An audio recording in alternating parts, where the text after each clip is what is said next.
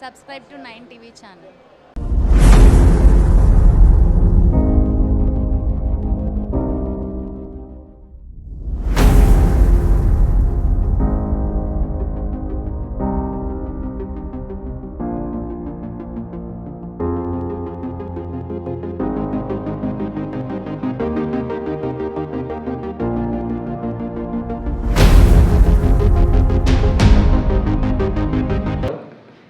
Important ఈ ట్రాఫిక్కి సంబంధించి ఏదైతే మనకి టవర్ క్లాక్ దగ్గర నుంచి సంగం థియేటర్ వరకు ఉందో దానికి బోత్ సైడ్స్ కొన్ని ఎన్క్రోచ్మెంట్స్ అంటే స్ట్రీట్ వెండర్స్ కొంత ఆక్యుపై చేస్తున్నారు. యాక్చువల్గా గతంలో కూడా చాలాసార్లు చాలా ప్రాబ్లమేటిక్గా ఉన్నప్పుడు కొన్ని సందర్భాల్లో వాళ్ళందరినీ వెనక్కి సర్దిచ్చి మార్కింగ్ కూడా ఇవ్వటం జరిగింది బోత్ సైడ్స్.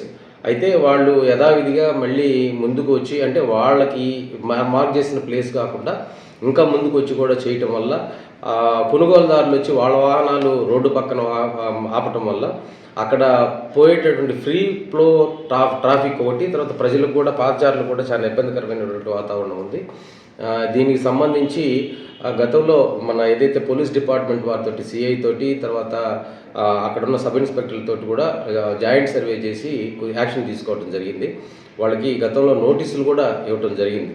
అయితే స్ట్రీట్ వెండర్స్ని మనకి ఏంటంటే వాళ్ళకి ఒక యాక్ట్ ఉంది కాబట్టి వాళ్ళని మనం డిస్టర్బ్ చేయలేము, లైవ్లీహుడ్ని కాబట్టి వాళ్ళని పూర్తిగా సర్ది ట్రాఫిక్కి అంతరాయం లేకుండా లేదు అని అంటే మనకి కొత్తగా కట్టే గవర్నమెంట్ హాస్పిటల్ దగ్గర కొంత ప్లేస్ ఉంది.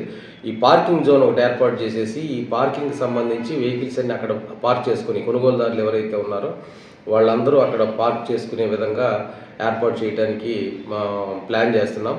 దీనికి సంబంధించి మన డిఎస్పీ గారితో ఈ విషయము గౌరవ శాసనసభ్యులు శ్రీ పాసిం సునీల్ కుమార్ గారితో కూడా చర్చించి ఏ విధంగా మనం దీన్ని కంట్రోల్ చేయగలమని చెప్పిన ఒక ప్లాన్ ఆఫ్ యాక్షన్ ప్రిపేర్ చేసుకొని ఈ మెయిన్ ఏదైతే సంగం థియేటర్ మెయిన్గా ఏంటంటే బాటిల్ నెక్ పక్కన థియేటర్ కూడా ఉంది.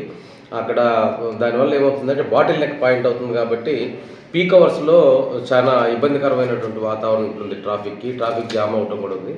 దీన్ని కంట్రోల్ చేయడం కోసము ఒక యాక్షన్ ప్లాన్ తయారు చేసుకుంటాము. పోలీస్ డిపార్ట్మెంట్ తోటి కోఆర్డినేట్ చేసుకొని త్వరలో ఒక కొలిక్కి వచ్చి దీన్ని ప్రాబ్లమ్ సాల్వ్ చేసేదానికి చర్యలు తీసుకోవడం జరుగుతుంది.